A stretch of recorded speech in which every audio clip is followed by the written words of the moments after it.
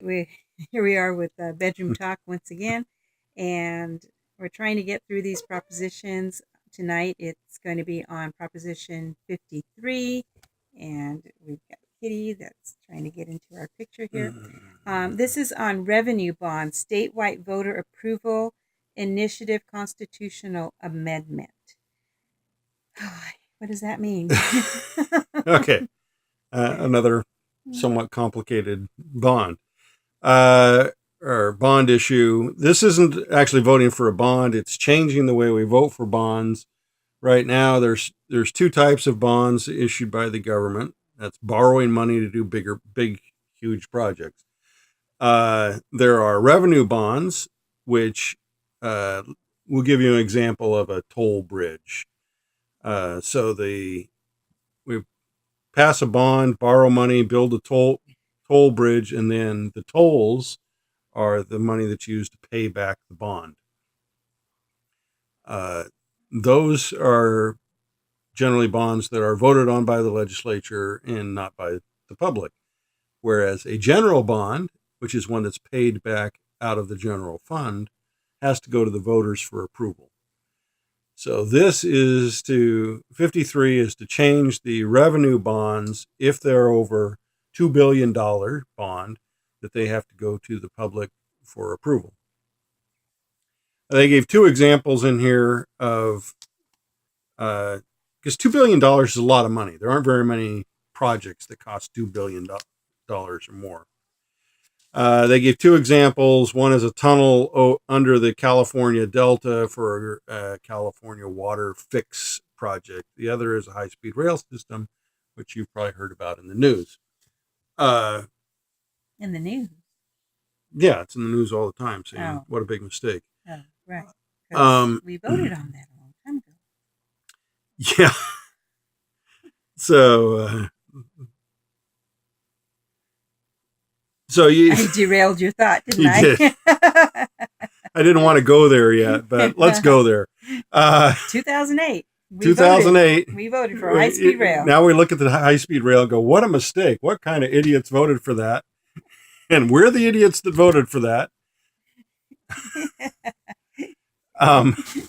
We voted $9.95 billion bond act to build a high-speed rail that was going to cost $40 billion when completed. Now, since we've dumped tons of money into it, and most of that money's been sucked up in legal arguments, now it's estimated it's going to cost $98.5 billion to $118 billion. And I don't know how you're going to collect revenue fees to pay for that.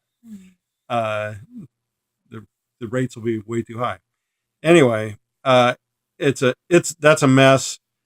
The question is, bottom line question is, who's good at deciding these things, the public or the legislature?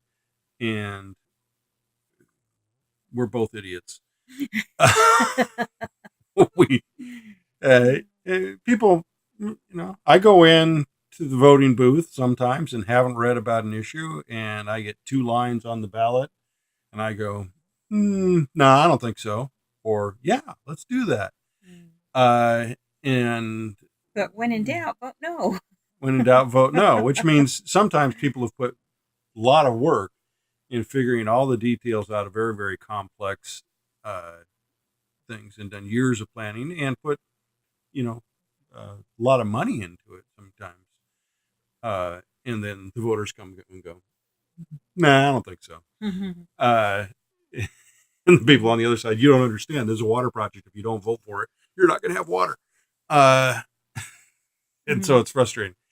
I tend to say no on 53 because the voters don't know all the details and such. That leads it in the hands of our legislature, which I don't trust much either. Yeah. But that's what we pay them for. It's supposed to have safeties in it that say the whole project has to be voted for. You can't subdivide it to get it under $1 billion or $2 billion. Question is, what makes a project? example, high-speed rail system. There's building high-speed rail, but then for that to work, you have to improve all the other public transportation that gets people to the high-speed rail depots to make enough traffic for it to work. So you go, is that one project, or is that two projects, or is that 100 projects for all the various systems that are part of it? Yeah, especially when they're expecting 120,000 people a day using the high-speed rail. So I think it's just complicating things, and let's let the did I say it? Let's let the legislature decide. So that's my opinion. Again, there's a lot of people for this, but I don't think so.